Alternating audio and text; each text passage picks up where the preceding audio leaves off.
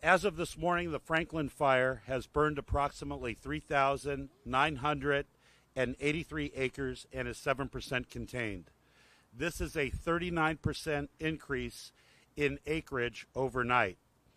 1,532 fire personnel are assigned to the incident, and crews are working tirelessly around the clock to establish containment lines and defend structures. 33 hours into this firefight, our primary focus remains the safety of residents and first responders. Last night, fire activity increased significantly along the western edge of the fire and began backing down into Corral Canyon, threatening the Malibu RV Park community. Structure threats were mitigated in this area, and additional structures were damaged. This brings our structure damaged count to 9, and our structure destroyed count remains at 7. The incident damage inspection teams will have a better count of incident losses by 5 p.m. this evening. Containment lines were improved with fire retardant drops and construction of new hand lines to connect the gaps along the rugged eastern edge of the fire. Weather conditions, including strong winds and low humidities, will be closely monitored today, as they will play a critical role in fire behavior.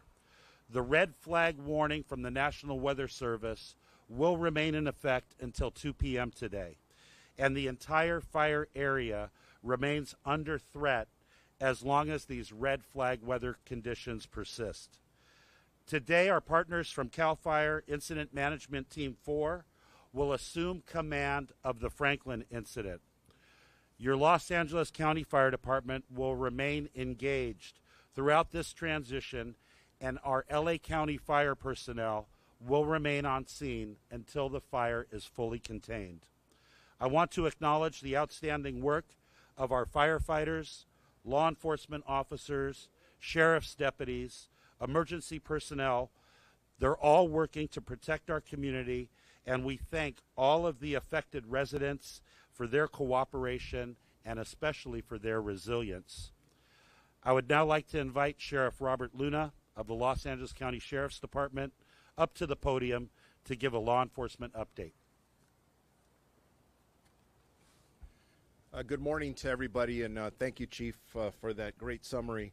The Sheriff's Department continues to work in unified command with all of our partners that Chief Maroney just mentioned. I would like to give a shout out to the residents and the elected leaders in Malibu.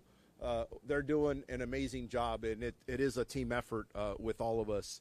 For the LA County Sheriff's Department, we have well over 100 total personnel that have been on with us for the last several hours, and we will continue to have people as our residents need us, and our partners in the Unified Command as well. I'm going to read to you several closures and some updates on evacuations that we have going. So in regards to closures, there are several additional road closures in the affected area since my update yesterday. There are 3 soft closures. That means residents only, which will be at the end, which will be to the end of the red flag event, which is at approximately 1800 hours or 6 p.m. today. These are Topanga Canyon Boulevard at Pacific Coast Highway. This is a northbound soft closure. Topanga Canyon Boulevard at Mulholland Drive. Old Topanga Canyon Boulevard at Mulholland Highway. Now the hard road closures, which means no one's getting in unless it's an emergency vehicle. That would be Las Virgenes at Mulholland Highway, Pacific Coast between Topanga Canyon Boulevard and Canaan Road, Malibu Canyon and Civic Center, Malibu Canyon and Pacific Coast Highway, Pacific Coast Highway and Coral Canyon, Topanga and Pacific Coast Highway, Mulholland and Cold Canyon, Saddle Peak and Tuna Canyon, Pacific Coast Highway and Tuna Canyon, Pacific Coast Highway and Canaan Road, Mulholland and Stunt Road. I know that's a long list, but this area has increased over the night. And remember, when we're telling our residents that these are hard closures, this is not to inconvenience you. It is for your safety, and we need to make sure that the ingress and egress of all the fire equipment that is going in and out of these areas, affected areas, can get through there and get through there quickly for structure protection and life safety measures. In regards to evacuations, the evacuation warning south of Mulholland Highway, north of Pacific Coast Highway, east of Truncus, and west of Coastline. The mandatory evacuation orders are south of Piuma Road, east of Coral Canyon, and west of Big Rock.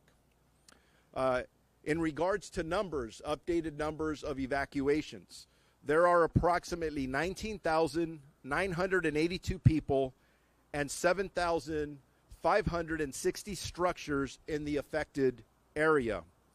Of the 7,560 structures, there are approximately 12,600 people that are under evacuation orders.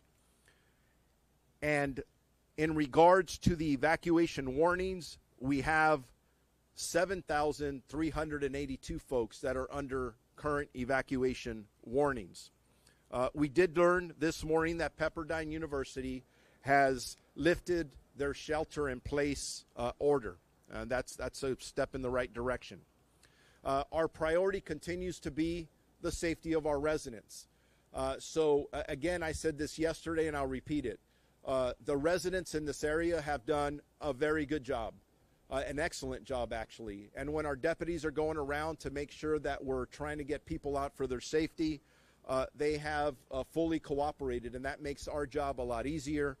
And I think, at least to date, with the information we have now, we have no reports of significant injuries or deaths. And that is a huge victory, but that is because of this work being done. I now want to move over to the shelters that we are utilizing in this event. We have several shelters that have been established for residents that have been displaced.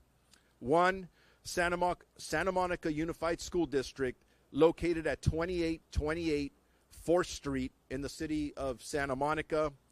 Calabasas Community Center, located at 27040 Malibu Hills Road in the city of Calabasas. Animal shelters. We don't forget about our animals here. For small animals, Agora Animal Center, located at 29525 Agora Road in Agora Hills. For larger animals, Pierce College, 6201 Winnetka Avenue in Woodland Hills.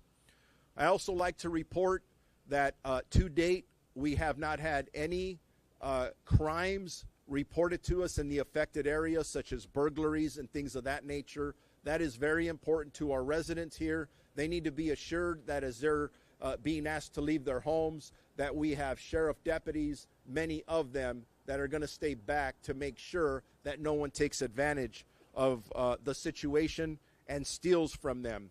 We will continue to work with all of our partners, California Highway Patrol, so many other agencies to list, including a lot of our fire department, Red Cross, California State Parks, and many others who are assisting in this. I want to make sure that even though the fire chief said it's 7% contained, it's a step in the right direction, but this is still an ongoing situation.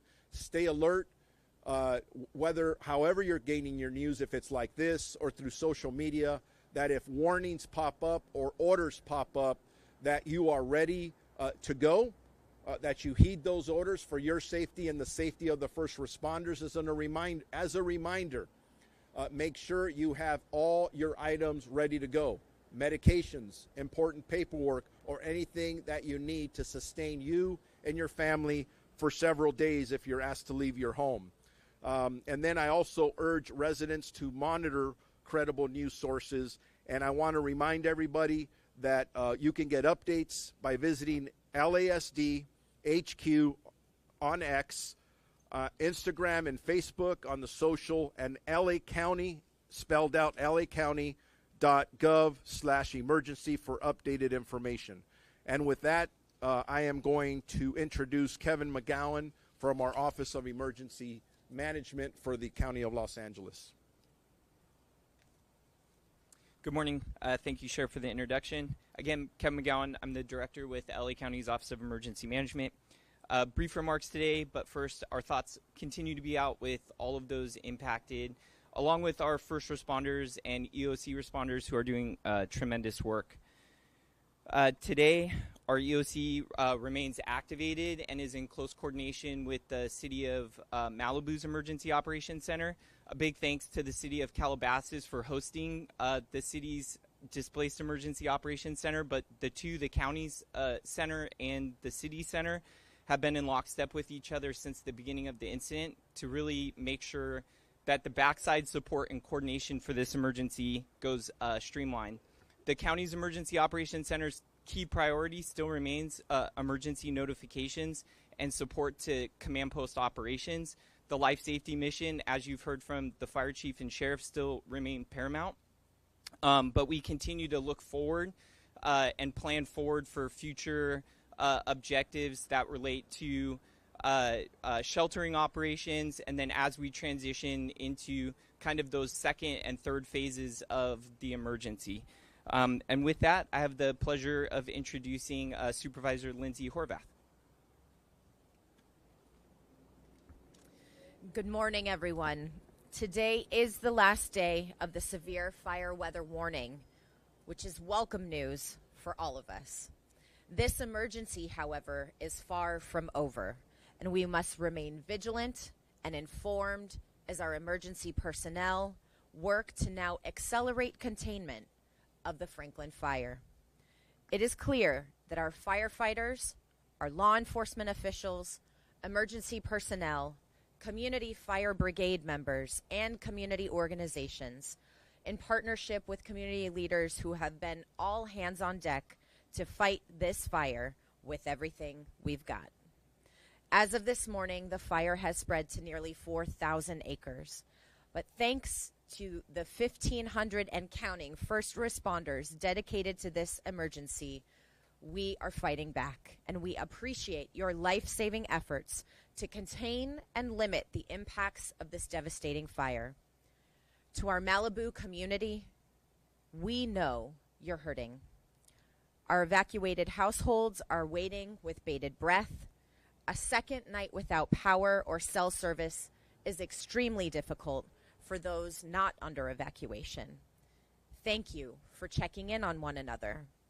Thank you for remaining vigilant as we get this fire under control. Know that we are working hard to bring safety and normalcy back to Malibu. And I remain incredibly grateful for the teamwork and coordination that we have witnessed across the board. All levels of government, local to federal, are on this. Governor Gavin Newsom continues to be in touch to support in every way he can, including unlocking FEMA funding. I also want to extend a special note of gratitude to our Pepperdine community, their leadership, faculty, as well as our students and their families who I know are watching across the country and beyond. The last 2 days have been extremely difficult, and you all have worked hard to keep your campus safe. For latest updates and real-time alerts, visit alertla.org and stay informed about how to protect yourself and your loved ones. Malibu's strength has been tested once again, but in case there was any doubt, Malibu is strong. That strength and resilience peak when we work together, and that has been demonstrated throughout the duration of the Franklin fire.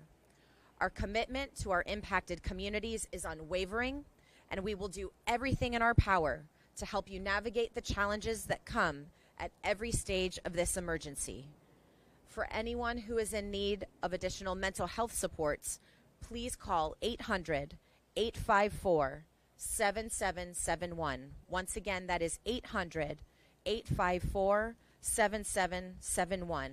LA County is here for you. And I now welcome Mayor of Malibu, Doug Stewart.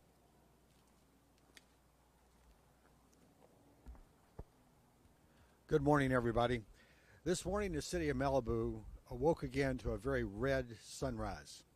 This morning, it was from the lingering smoke in the sky rather than the approaching line of fire. We're far better off this morning than we were in the last 30-plus hours. The city is continuing to work around the clock to help ensure residents are informed and have the resources to stay safe. The city of Malibu is operating its Emergency Operations Center from the city of Calabasas City Hall, and we're on a 24-hour rotation there. City Hall, parks, and facilities remain closed, and all programs, meetings, and events are suspended until further notice. Southern California Edison crews have begun inspections on limited circuits for possible re-energization. Traffic signals are utilizing backup generator power. If you're in the area, drive carefully and come to a stop at all flashing signals. Residents should monitor emergency information on AM, FM radios and 99.1 KBUU. That's our local FM radio station. All emergency information is posted on our website at malibucity.org and social media. And I want to mention that Malibu is really a small town at heart. Our residents know each other, and we are truly a community as opposed to only a place to live. The homes that have been lost or damaged are people we know. For many of us, every street that had a loss or was at risk had someone living there that we know personally. Our hearts go out to neighbors, and the city will do all it can to help them recover. To our first responders and our elected officials, and by the way, we've been supported not just with local people here in the community, all the way to the White House has been checking in on to see what they can do for us and how they can help. It's inspiring and it's humbling to have this level of support. All the elected officials and everyone that's helped us, you're part of our small town too. You've come to our aid just as any neighbor would help a neighbor. We owe a debt of gratitude that we will never forget. Thank you for being here when we needed you. And finally, to our city staff. Everyone put down their day jobs and with the city and moved to work at the EOC, do field surveys, and help save the town that is more than just a place to work. Thank you for all you are doing for us now and will be doing to bring Malibu we love back from the disaster we faced together. Thank you very much.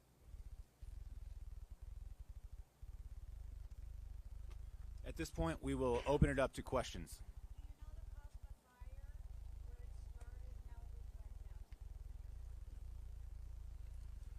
That is still under current investigation, so we don't have an answer yet, but our goal is to find out. I'd like to talk about communications. It was mentioned a lot of websites were given out where people can get information, but people still don't have power. Their cell phones are dead. They have no internet. What is being done about that? So all of our communications are usually layered. Our primary tool, based on just like the distribution of population when we do all the evacuations, is still our website, which is lacounty.gov/emergency. And from there, you can get to every other website that was mentioned, the Malibu specific websites, and then the broader ones. So we always recommend that everyone goes to the lacounty.gov/emergency. As it relates to the people who can't access it because of power, we put out signboards. We do informational efforts through our JIC and our public information office. How are people getting that information if they have no power? Do you want to recommend from the? I'll take that. Yeah. People were coming up to us all day yesterday asking us for help. I fully understand, and it's a great question. If you go to pavilions, for example, at Point Doom, where a lot of our residents are, they've got a backup generator and Wi-Fi there, and Starbucks and Pavilions has opened their doors and let people in to do that.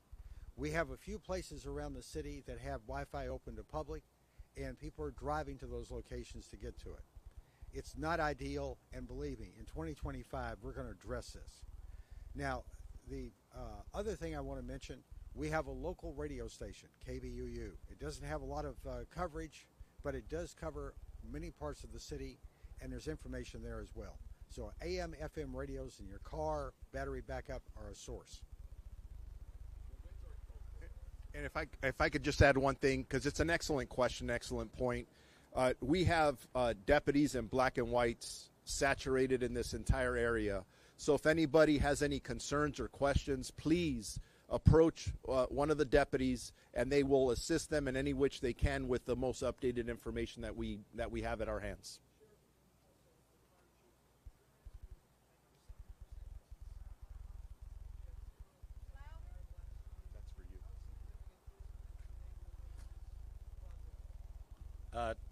Yeah, no, we did get containment line put in last night. As everybody knows who was here yesterday, the weather has changed significantly, so we did take advantage of those higher relative humidities and the lower temperatures and the decreased winds last night to get actual black line containment line in. You'll see another increase in that percentage of containment at the 5 p.m. press conference. But yeah, we're shooting for 100%. So any increase for me, I believe, is positive information, is positive. We're going in the right direction. No, I'll feel like we've turned the corner at 100%. Yeah.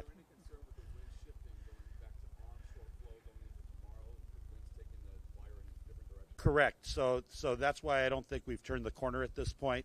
If we have that diurnal wind change, that could create other challenges for us. So that's why we're going to leave all of the personnel on scene. We're going to continue to fight the fire and try to get as much containment as possible, because you're right.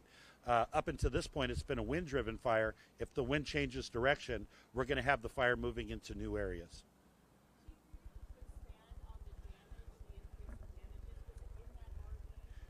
Yeah, there was one outbuilding in the Corral Canyon area that was damaged, but we're really looking forward to getting that damage inspection report so we can release it to all of you, because we want to release an accurate number of structures that are either destroyed or damaged, and then we want to be able to describe each structure, whether it was a single-family residence, a commercial occupancy, or an outbuilding.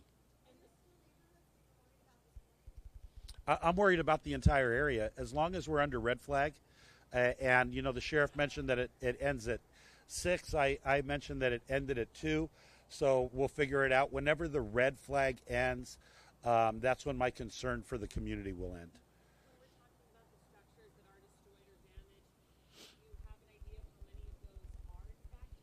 No, I do not. I don't have that information. I can ask the PIO to get it so they can turn it over to the news media.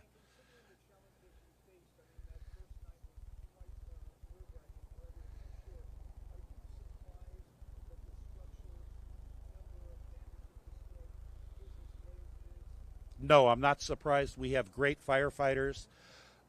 We have great sheriff's deputies. They were out there providing the service. We have great residents in Malibu.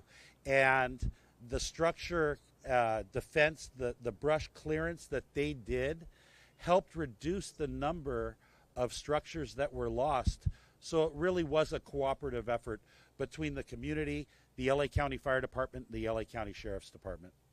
I'm not surprised at all.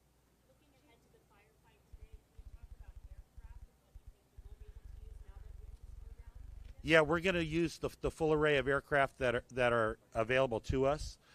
We have fixed-wing air tankers that drop retardant. We have the CL-415 Super Scoopers that drop water. And then we have an array of different helicopters that we're going to be employing.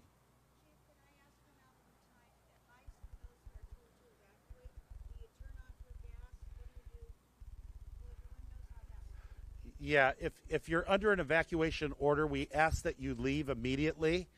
When you're under the evacuation warning, we ask that you prepare to leave, so you get all of those things you want to bring with you in your vehicle when you leave. You'd close all of your windows, close all of your drapes. You'd shut down your HVAC, your air conditioning, your heating. You would turn off the gas. You'd turn on the lights. You'd leave the doors unlocked for firefighters to be able to come in. So those are just some of the things you can do.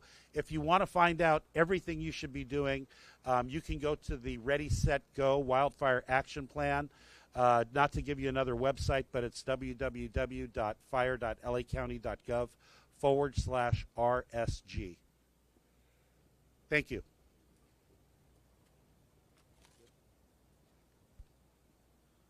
That concludes our news conference for today. At this point, we will break out into individual sessions. Thank you.